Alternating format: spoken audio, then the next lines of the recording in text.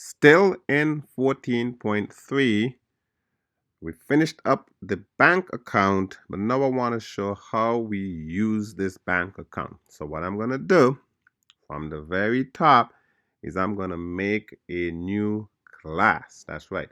And I'm going to call it the General Ledger. General Ledger. Now, a ledger is an accounting term. They're used to record transactions when an account makes a transaction. For example, if you deposit some money, if you withdraw some money, and stuff like that. So I just want to do that. I'm going to create a main method because the main method is going to be right inside the general ledger. And I'm going to finish that. So one of the things that's important is that the general ledger hold accounts, okay? So I'm going to make this interesting now. So I'm going to go ahead now and make an instance variable. Look at my instance variable, private accounts with an S. It's an array equals to new bank account, except private, but I forgot to put bank account. Okay, that's the type, equals to a new bank account. Okay, I'm gonna make two of them. It's literally something that I'm just gonna put here to just show the testing. So I don't want to make, obviously a general ledger will have more than two accounts, but I'm just making two. Okay, so I'm gonna create a default constructor. Look, see, doing it again. Default constructor. So obviously the class has to go, no parameters, and what I'm gonna do, initialize this account. Okay, so accounts at position 0, you're gonna get a new bank account. Pay attention to all this. I'm creating an object, you can tell, and obviously my bank account right now I have it a default, but I won't use a default. I'm gonna copy that, and so we could do this and make default constructors, but remember the name's gonna be null, the balance is gonna be 0, and that's not nice. So let's go ahead and put in some name, and I'm gonna use AMB, Andy, and Andy's phone number is 732-456-1234, and the balance is $500. Then I'm going to make another account, Andy and Betty. Betty for B. And Betty's number is 908-212-3345. And Betty's having $1,000 to start off the account. So the general ledger default has an Andy and Betty account created. Andy's going to be in 0 and Betty's going to be in position 1. How do I know that? Because the array has two spots, right? And remember, the reason for a constructor is to initialize the instance variables. Now, right now, this instance variable happens to be an array, but it has two spots, so I had to put two accounts in to initialize it. Now, here's the deal here. If no initialization of this happens, what would be inside here? What would be at position 0 and position 1? Null. How do I know? It's an object. Okay, and objects are null. I know it's our own, but it is an object, and so it will be null. But because I did this, it won't be null. Well, general ledger has something to do with transactions, okay? So what I do is they record the transaction. Simply, I'm going to just print the transaction. That's what I'm going to do. It records the transaction as to what happens. And once it's finished printing, you could also print the general ledger. So I'm going to do two prints. I'm going to do printing the transaction and printing the general ledger. So public void, print is going to return, print transaction. Obviously, for the transaction, you have to tell me what bank account. See how I'm doing this? I'm taking in a bank account. Tell me which bank account you're talking about, and tell me the type of transaction. Okay, so once you do that, I'm going to print it. And then finally, I'm going to make a method to print the general ledger. So I'm just call it print ledger. LEDGER. And this one, I'm going to use a loop. Okay, so for int I equals 0, I less than, you guessed it, accounts dot length. I'm trying to put it all together here. I plus plus. So I'm gonna go ahead and print it out now. System dot out dot print. Watch carefully how I do this here, because this is gonna be, I'm gonna print a new line, but I'm gonna print the accounts at position I dot. Watch carefully, okay? Get me your name. See that? Because that's the getter. Okay, I can get the information, and then finally I can say, hey, make a space and also accounts at position I, get me a phone number.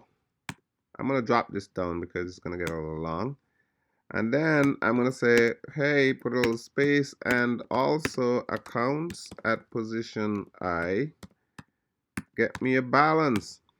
All right, this is crucial. You see, I'm in another class, general ledger, okay? I do have some accounts here. So how do I get access? How do I get access to these instance variables, right? Because they're private. I cannot say dot name or dot phone number. I can't do that here. I can't say, hey, just dot name. I want your name. That's where we need a getter. Let that one sink in, because this is crucial.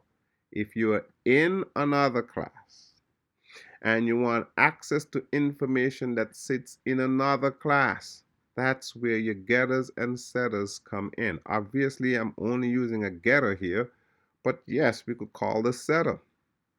All right, so basically here we have two types of transaction. So I'm going to say if the type of transaction dot equals, okay, this is a string, so we use dot equals deposit. If that's true, then I'm going to print it out. I'm going to print out what the deposit should look like. System.out.println. I'm going to print out the name of the account.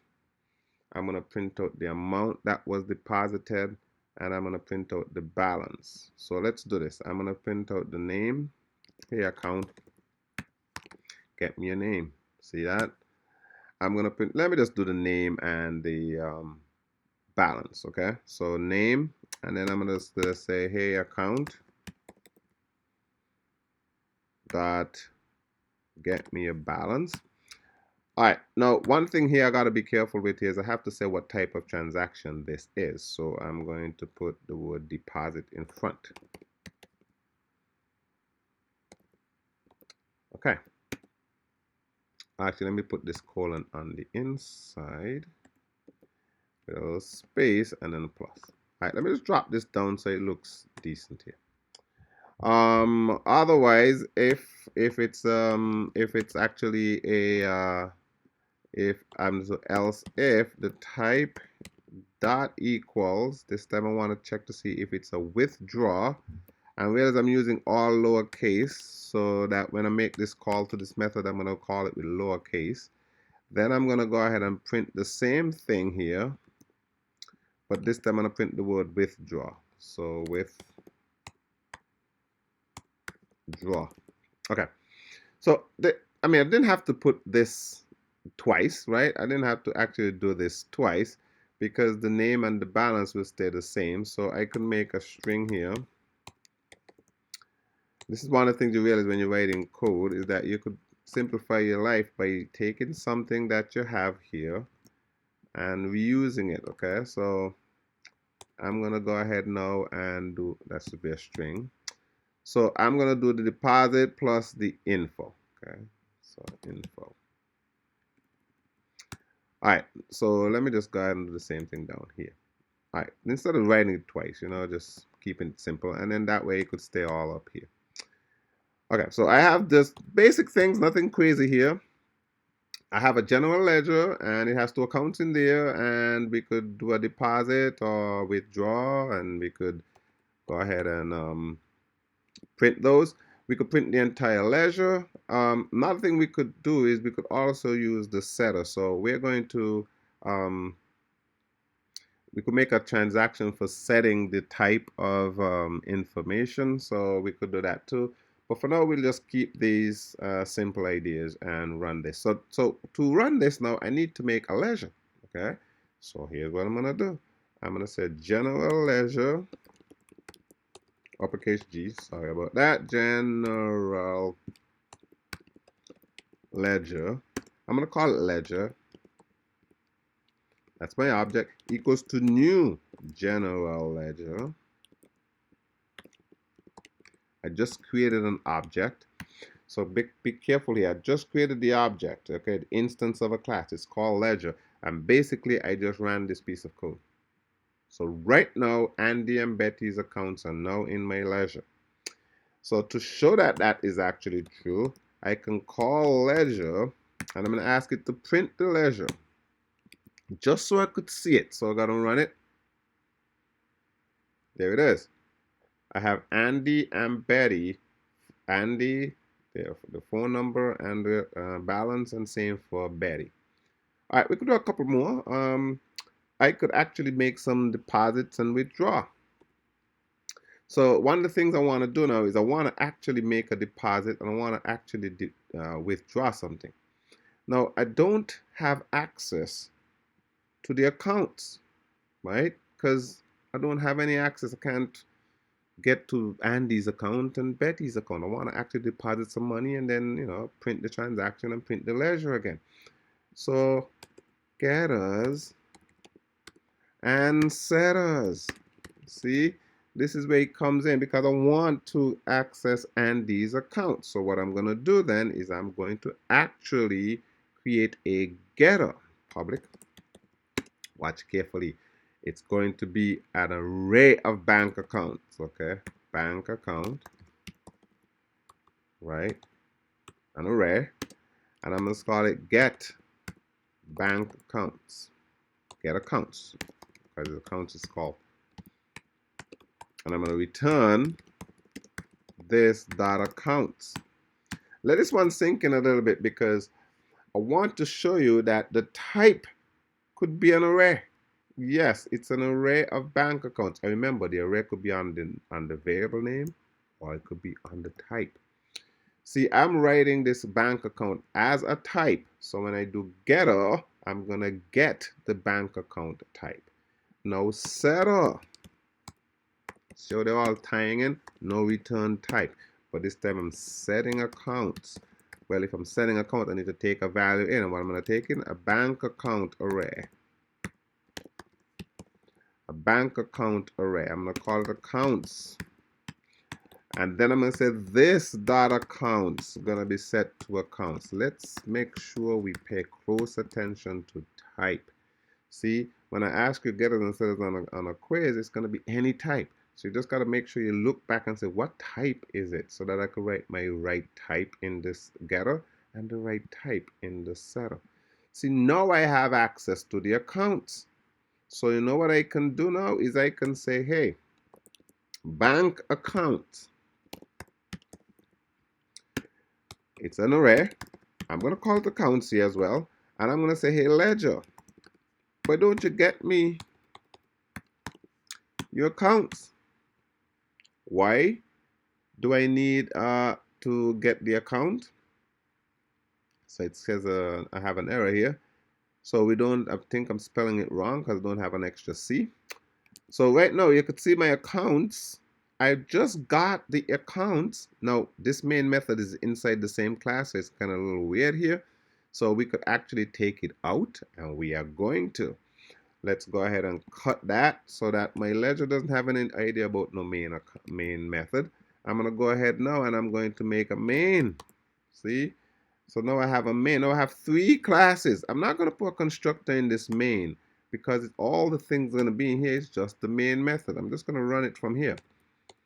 See, now I don't even see the ledger. I don't know what's in there. All I know, it can get me its accounts, and it got me the accounts. And now I could actually go ahead now and say,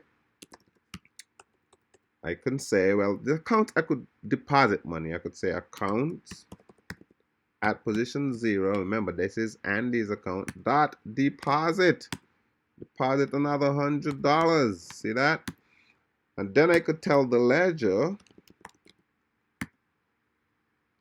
to print the transaction that just occurred. And which account was it? It was the account in position 0. And what type of thing was it? It was a deposit. Pay attention to all these little things. See how I just created all these classes and they're now talking to each other. The ability of the ledger to hold the accounts, an array, and the ability of the ledger to tell me what accounts I have. I could create a transaction and print it. Let's go ahead and run that. Watch carefully. This was the first thing here. And the second piece here is my deposit. Okay, you know what? It's not printed nice. You can see that they're missing a space there. So let me go into the ledger and put a little space in between. So I needed to put a space here and I needed to put a space there. So right now we'll go back to the main. And yes, it works nicely because the deposit, oops, is between the Andy and the thing. So I got to put a space there. Put a space in the wrong spot.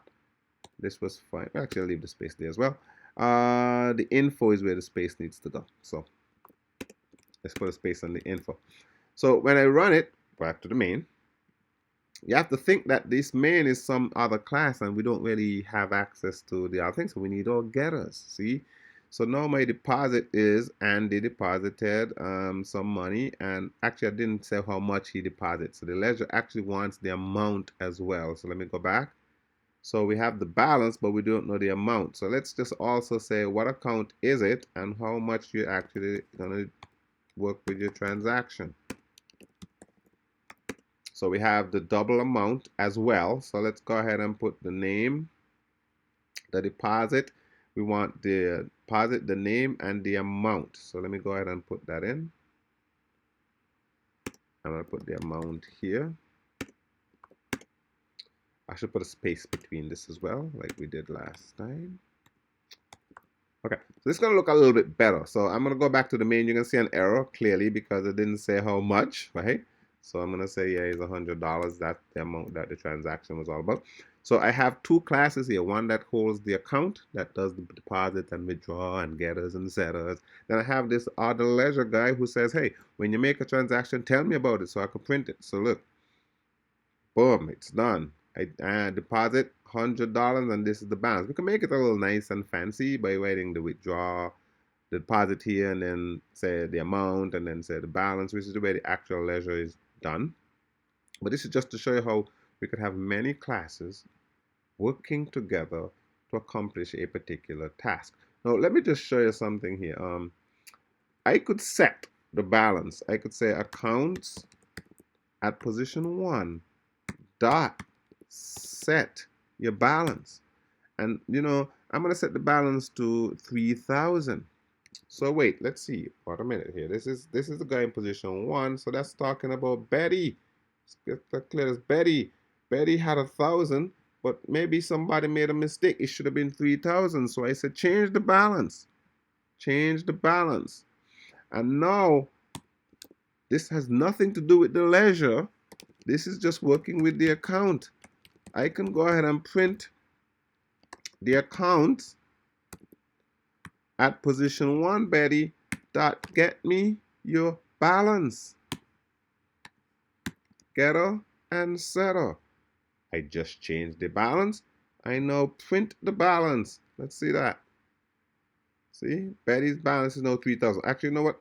Let me go ahead and print something else. I can say accounts at position 1. Don't just print your balance. Also get me your name. I'm going to make this print fancy and wrap it all up. So not only that, I'm going to print your name. I'm going to write down the name has this balance. So I'm going to run that. See this? Betty has this balance. Because I created my classes nice and straightforward. Proper getters and setters. Nice methods. Non-static methods. Instance methods. So I had to create objects to do them. You could see in the ledger I'm creating an object to do my work with it in the ledger. Obviously, we're not going to hard code this. This would be somewhere in some file or in some database or something, and we're going to kind of upload or grab all that information and create it, but I just want to show the idea behind the getters and the setters. See, when I come over to this class, if there was no getter, there's no way I could get access to the accounts. And if there was no setter, there's no way I could change the balance or even find out about the actual account. Okay? Because you got to think about it as if you're seeing this, not the classes before, because we're not in them right now. We're in another class called main, and we're accessing all this information. Obviously, I could make another account here as well. Nothing to do with the leisure. I can call it Lake and say new bank account. If I leave it like that, it's going to be a default, right? It's going to be a default. So I could then say system.out.print, and I could say, hey, Lake, get me a name. Remember, it's a default account. So if I go ahead and do that, and I print, it's going to print null because it's default. No name has been set yet. Okay? No name has been set yet. What about if I say, hey, Lake, set your name to Lake? And what if I go ahead now and print it afterwards? Pay attention to all these little things. What if I did that? Now it's Lake. See? It started out as null. That's okay. I could change it later. Okay, right now Lake's balance is going to also be 0. Okay? My balance is going to be 0 because I didn't put any money in, see? But guess what I can do? You guessed it. I can set my balance. I can not only set my balance, I can actually deposit. Now I have a lot of money, so let's deposit 20,000. Rolling in dough. So here we go. If I run this, balance is now 20,000. See, remember it was 0 just a while ago. Changed it. Getters and setters. See, the idea is you could make a default. Nothing has been set yet. And then later during the app, we can set them. I'll give one more example so you could understand getters and setters even a little bit better. When you load up a video game, if you do play them, let's say you're doing a video game that has to do with some characters, avatars, and you have to choose one of them. When the game loads up, sometimes it presents you a default avatar. A default avatar. Whenever you see that, think default constructor. It constructs the game, make an instance of the game, and it has an instance of an avatar, and it happens to be a default avatar. Sometimes they allow you to scroll across until you grab one that you like. When you do select that one, you just call a setter, and you change the default avatar to the one you want. So then it updates that avatar. So when the game starts, it starts with the one you chose. If you didn't do that, that's okay. It has a default one for you. So you can see how this thing is working. Default, non-default, getters, and setters. They work nicely together. And again, they're the biggest part of the app because everything depends on them, right? It starts off with the data, it ends with the data. All the methods, all the constructors, all the stuff is about that data, all right? That brings us to the end of 14.3.